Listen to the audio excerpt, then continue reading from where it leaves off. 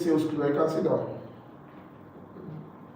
You can join us here or here, as long as you won't block the camera. Attribute of a great sales closer. Attributes of a great sales closer. Right? So let us look at some attributes for you to be a closer. What are the attributes that is expected of you as a great sales closer? It's very, very important. These are attributes that you must have when you see people who consistently close sales, who consistently make sales. Then you should always look out for these attributes. A sales closer must be a great communicator. That was some of the time when I look at some of us, I just laugh. You must be a great talker. A great closer must have great communication skills. If you're in an industry like real estate where we're in, and you're somebody who doesn't know how to talk, then you have a problem. Probably it's either you develop yourself or you're in the wrong industry. And communication is more of listening. There's what we call effective communication. It's not just about talking, but talking effectively. What is communication? We have two types of communication, very kind of communication. One of the major kind of communication that leads to sale is interactive communication. If you're talking to a client and the person is not giving you a feedback, most likely that client will not buy. Right? In fact, for me, one of the things I try to do is that I want the client to talk more and let me do more of the listening. Whenever you're about closing a deal, you're talking to a prospect and the client is talking more and you're the one listening. Whoever that is doing more of the listening is in charge of the conversation. Do you know? So if I'm discussing with a prospect and I find out that I'm talking too much, what I usually do is I just calm down. Because whoever is doing the listening is in charge of the communication. Whoever is doing the listening is in charge of the communication. Get these little clips which are on the phone for other platforms. Just short. So whosoever is doing the listening is in charge of the communication. Clean your back camera. Alright, so master of active listening. Listen to understand, not to reply. Whenever you're trying to close a deal, the most important thing is you want to know. Remember, you're a consultant. And what is the work of a consultant? The work of a consultant is to listen. It's not to talk. It is to listen. The work of a consultant is to listen.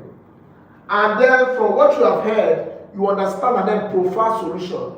So you must be an active listener.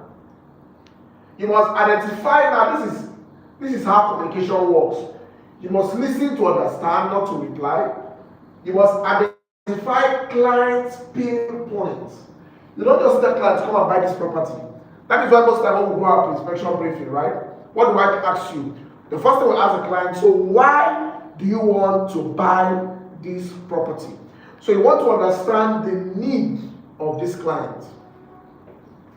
You're trying to understand what? The need of the client. And of course, once you've done that, you've identified the pain points. So what are some of the fears? Every client has fears. It might be what's the genuinity of the property. Some clients might have lost money in real estate investment previously, and they are skeptical, right? And of course, ask intelligent questions. You must ask intelligent questions. Now, this is not just for real estate alone, but generally, if you're closing either real estate deals or any kind of deals, because wherever you sell is solving a problem. right? Anything anybody sells, even if you're selling a pen, the pen is solving a problem.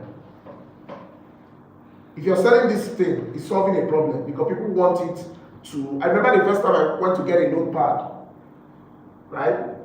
Just a notepad. And the guy showed me different kind of notepad. And there was one I liked because it had something like this, where I could put my pen. So that is a need for me because I want something that could hold. And there was one that was like this, that had this grip, but it was very free. I don't know if I put my pen inside, the pen will always fall out. So just by jotter, just a notepad alone. And the person that was selling was now bringing different kinds of notepad. What was he trying to do? He was trying to get a product that does what? Fits my need. So if somebody who sells a notepad is trying to solve my problem, a notepad of 5,000 naira or 4,000 naira, how about you that is selling product of millions? You expect clients to just give you money like that? It doesn't work that way. So we must understand the need of the client by asking intelligent questions. And of course, you offer tailored solutions and understand that closing starts with listening. Some of us don't listen. Some people, having a conversation with them is like war. Have you met those kind of people before? Have we met those kind of people before? Yes. It's supposed to be an interactive class. You're communicating with somebody, but it's like a tug of war. You can't flow. The person is not even listening. The person is not even listening. So, for you to be an effective closer, you must be able to listen and to comprehend. Not just open your mouth and start talking. No. Listen, comprehend, provide solution. So, one of the attributes of a great sales closer is effective communication. And we have made it clear that effective communication starts with listening. Listening. And I also told you that whoever is listening, whosoever that is doing more of the listening than the talking, is in charge of the conversation. That's how I know that a client will buy. A client that will buy a property, from the first time I speak with the client, I know. A client that will most likely, let me rephrase, that will most likely buy a property. That is why I always tell you that if I take a client for inspection, except that client does not have money, except that client does not do what? You must buy. Because I understand that from the time you approach me, I ask you the relevant question. I have a property for land banking. Before I even take it for inspection, I must be sure that it is a land banking property you want. I can't be taking it for inspection when I know that you want a property to build and I'm taking you to whatever. So once you have made it clear that you want a property for land banking and I'm giving you the kind of property we have and you say, okay, it fits to what I want to do, and you come here with this inspection briefing, you enter the vehicle, I take you with, go drive down to any of the properties, you must buy. And that is the realm I want each and every one of us to move into. But it starts with doing the right thing, asking the right questions. Is that clear? Are we clear on that? Yes. Alright, so move to the next one, persuasion skill. A great sales closer must be someone that does not take no for an answer. No, don't take no for an answer until you have exhausted all the mercenaries. Right? You can't just say client tells you I'm not interested and say okay, no. Persuasion skill. It starts with value selling and objection handling. Sell value, not just price. in my few years in real estate, I've met some kind of clients. I've met some kind of clients. And you must understand that every client is different. There are some clients that will not stress you. There are some clients that will just come, go, make payments, that's all. There are some clients that you need to sell value and sell value and sell value. Remember, the idea is that I need your money. I need my value. You need what I'm selling. Right? So you can't just tell me, no, I don't like it, and I just leave you and say, okay, no problem. No. You must ensure that you continuously sell value. Remember, we are not selling a product. We are selling the value that that product carries. We are selling the value that the product what? Carries. So one of the things you do in persuasion is selling value and not price. So if somebody tells you the property is 2 million naira, for example, prime view estate is 2 million. One of the things we are doing now in prime view estate is that we are giving registered survey plan. And fencing will be starting very soon. That's value. Right? So you must ensure that the client gets value for that money he's paying. So sell value. That's why I always tell you, because when you go for inspection, value. As you're driving, everything that will make the value of that property, that will make that property or that product look valuable in the eyes of that client. That is what you are hitting on. What are you trying to do? You are trying to amplify the value and reduce the thing that will discourage the client not to buy. Because the client buying something is buying because of value. So one of the things we do in persuasion is to amplify value. Right? Amplify the value. Amplify the value. Eliminate doubt and fears. Because one of the reasons why clients might not want to buy is because of fears, doubt. So what are you doing? Remember, you have identified all the fears and the doubts through communication. So how do you now eliminate? Selling is technical. Selling is brain work. Do you know? Do you know that selling is brain work? Yeah. Selling is not just come and buy from me. No. Selling is brain work. Selling is thinking. Selling is eliminating doubt and fears.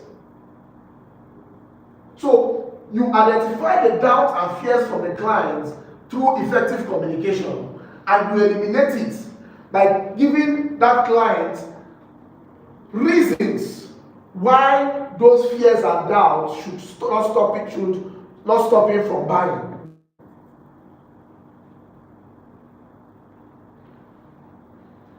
Persuasion means handling objections confidently. Handling objections what? Not fidgeting. Be confident.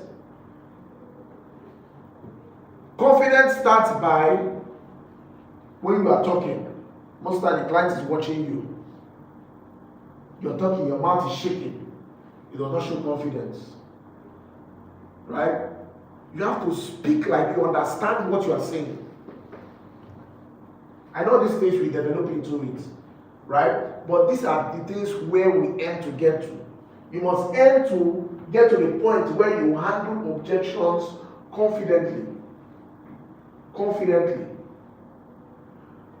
Persuasion means creating urgency when necessary.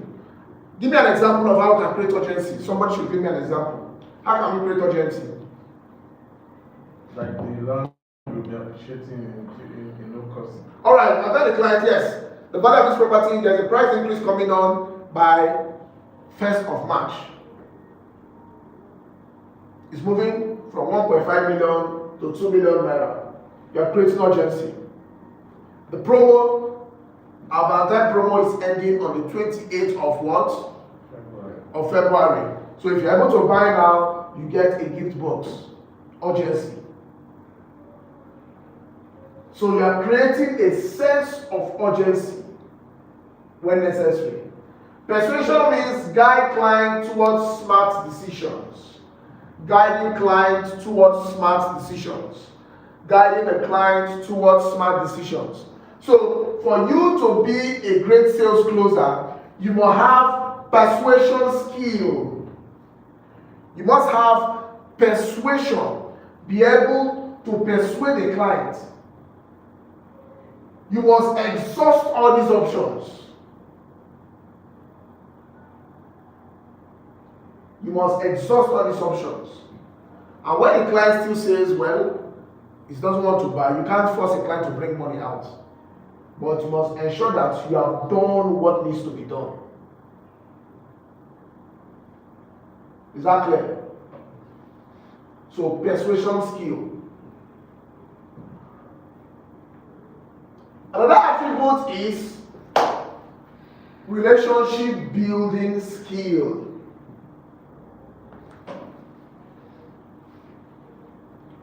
Relationship building skill. Every sale is an act of relationship building. You must be somebody that knows how to build relationship within your ranks, relationship above you, relationship below you. You must be somebody who knows how to network, how to connect with people.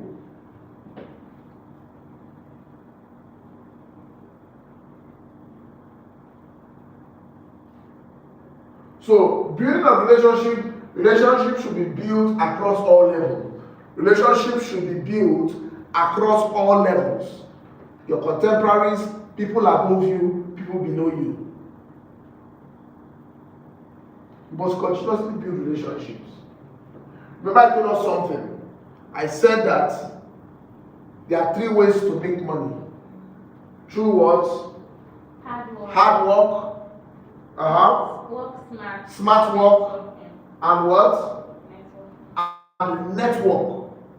With hard work, you are earning 1 million, 2 million, 500,000. Hard work can give you that. Right? Smart work, tens of millions, 50 million. Smart work can give you that. But for it to go into the realms of hundreds of millions or billions, you need what? You need network. You need network. Because if somebody wants to buy a property of 100 million, I will likely not buy that property from a stranger. If I want to buy it, if I have 100 million and I want to buy a property, do you think I'll just see somebody, a random person? It might happen. I say that person has built a personal brand. If that person has built a strong brand, somebody like Lekki Ajaikoyi, there's a lady called Lekki Ajaikoyi on social media. Somebody like Eden Oasis. Those people have built brands. So I can, because of the brand, their presence they have built, I can just go into, maybe see their art and chat them up, because that's why we must not joke with personal branding. But if you don't have a brand, do you think I can just see you and do a business of 100 million with you?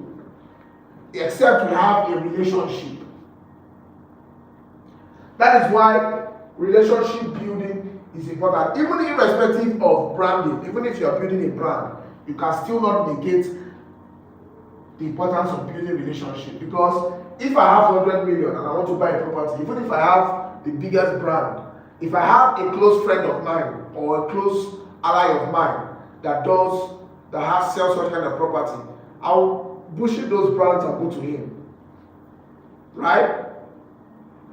So we must understand the importance of relationship building. And there's something we must understand. There's something that is trending these days. When I go to conferences, I see people running around looking for ways to collect numbers. You go to a conference, you see maybe some of the speakers, the people that you admire. You just run, I want to snap a picture with them and take their number. That's nonsense. The truth of the matter is that most of those guys will not even save your number. You don't even have value to them.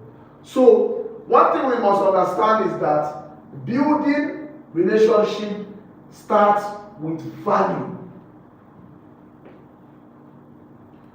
As long as you concentrate on value creation, relationship is built on the platform of value creation. There are some kind of people I can relate to now that I couldn't relate to 2 years ago. Are we following at all? Yes. Are we following this class? Yes. There are some kind of people I can relate to now comfortably. Why? Because I've built value. They see what I'm doing that I couldn't relate to 2 or 3 years ago. So my advice is concentrate more on value creation, and those kind of relationships will come to you.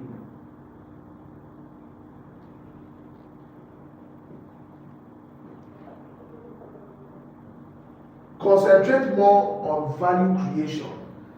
On the platform or your journey in creating value, then the right relationship will be built.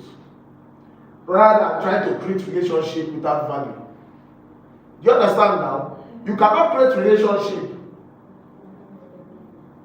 What's the challenge? You cannot create relationship when you have nothing of value to offer.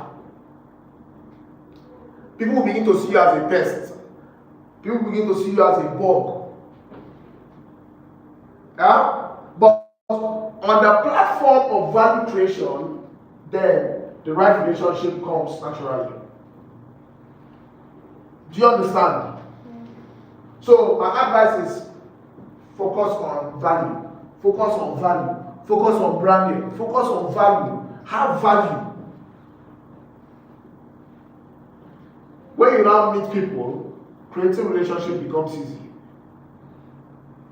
For instance, if somebody like Dangote meets his fellow billionaire, let's say Dangote eventually meets someone like Obi Kubana.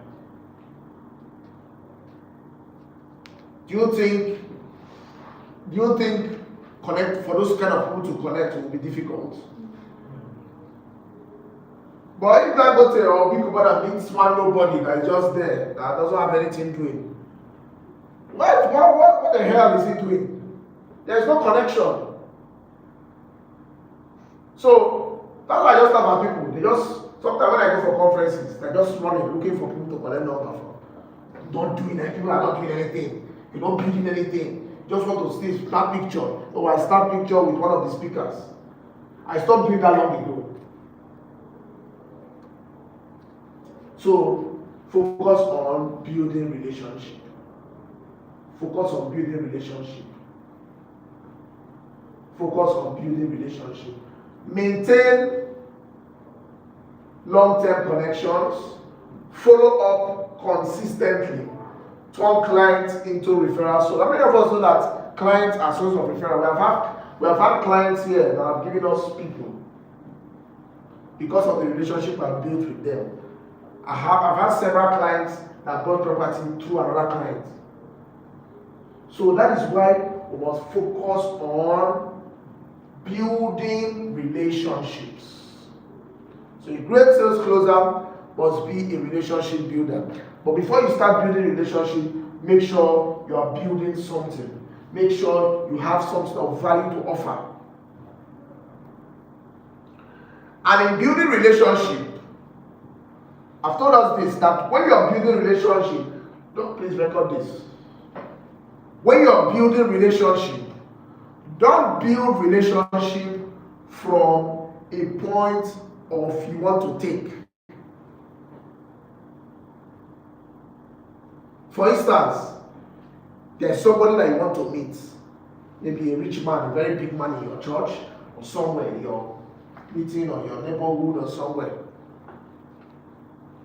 Have a mindset of what can I give rather than what can I take?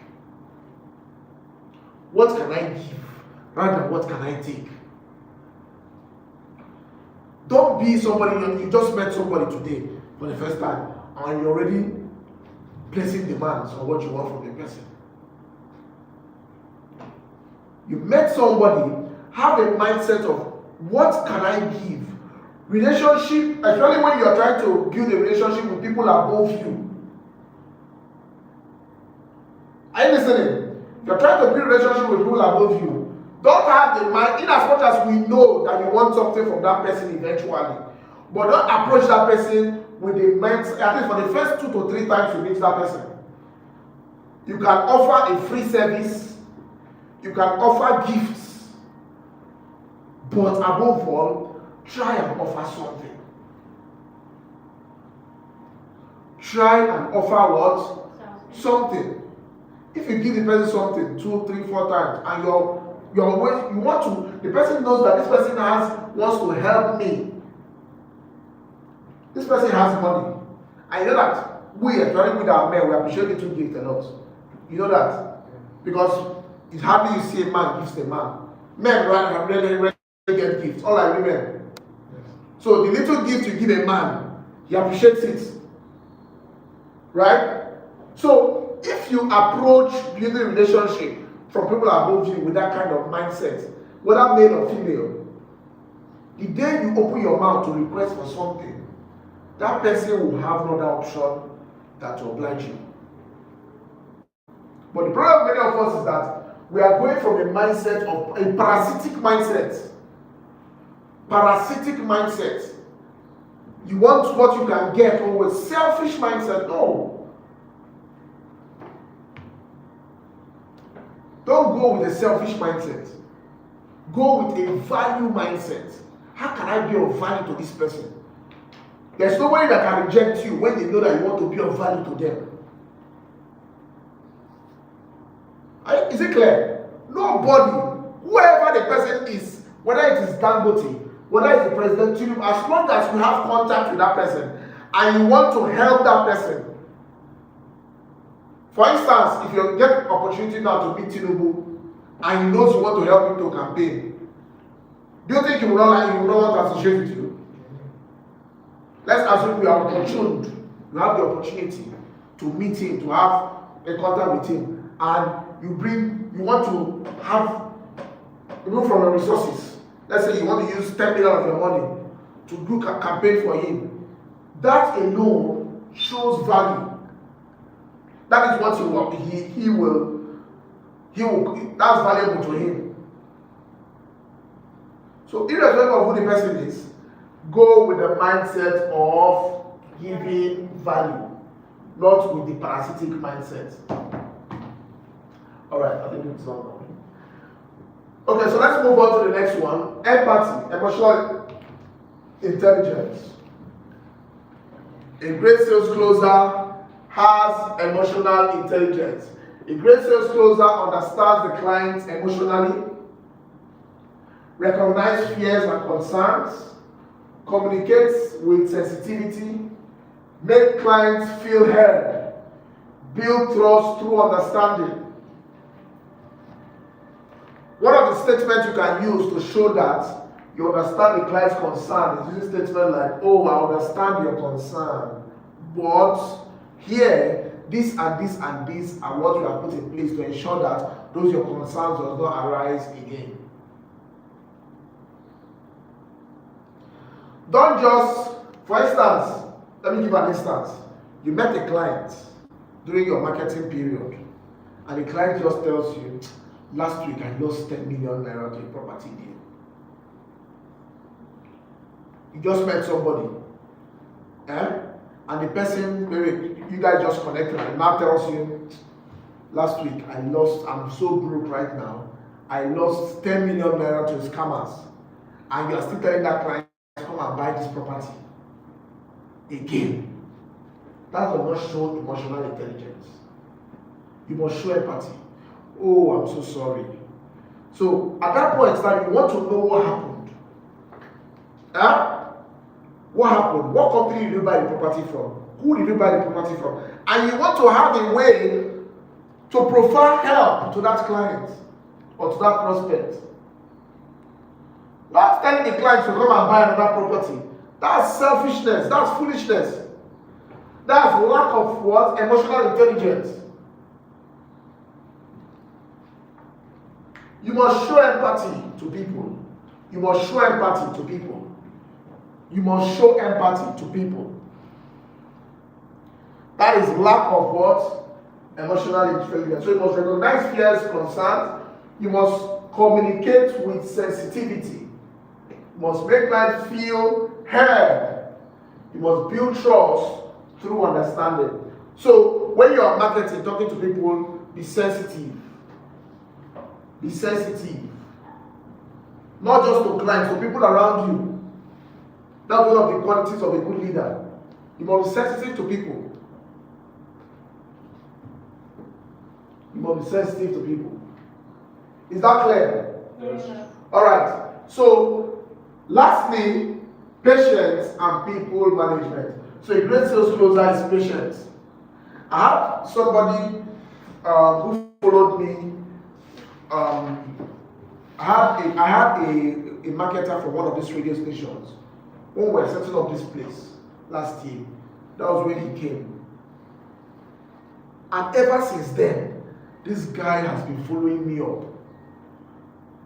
Even when he gave me several offers I've rejected, he keeps following me up. What does he do every Monday? I notice that every Monday morning, the first thing in the morning is message I see. I think he programs those kind of messages for all his people. Follows me up, even personally, calls me for 1 year. And guess what? Just last week or last 2 weeks, I had to subscribe to one of their sponsorship program.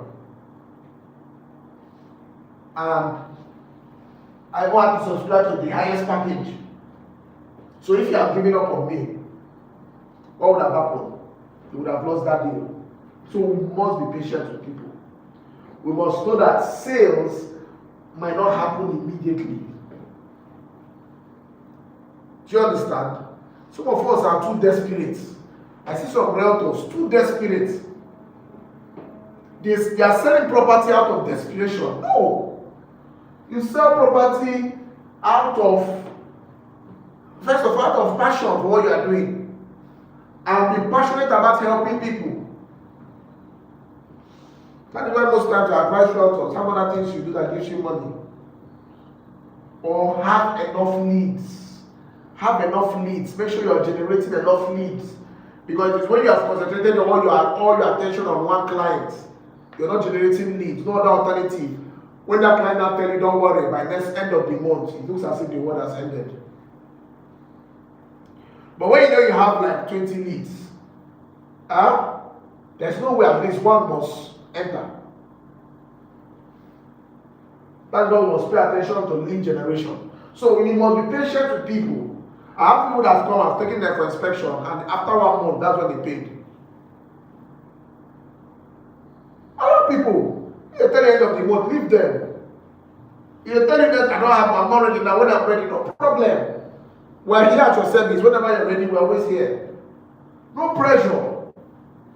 So stay calm under pressure. Manage people, manage different personalities. You must understand human behavior. You must practice patience in negotiation. You must practice patience in negotiation. Focus on long-term value. Patience and people management is a virtue that we need to have. You must be patient. Alright, so I've stated 5 attributes of a great sales closer. So let's recap. What's number 1 attribute? Great communication skill. Great communication skill. And I said that communication, effective communication starts with what? Listening. Active listening. Active listening. Number 2? Persuasion skills. Persuasion skills. And what does it about persuasion? To create selling value, urgency when necessary. Create urgency when necessary. Sell value rather than product. Don't just take no for an answer.